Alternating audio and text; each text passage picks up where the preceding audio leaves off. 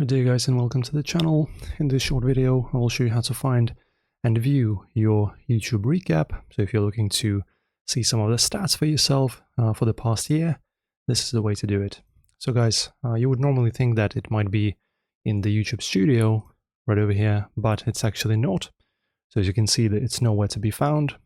So let us just go ahead and do it ourselves.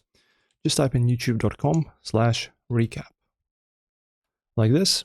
And then when you log into this page, you'll get a prompt. Do you want to see your recap, or are you looking for your recap? And there's going to be like a small blue button that you'll have to press, and it will get you to a specific designated page where you can view and see your recap.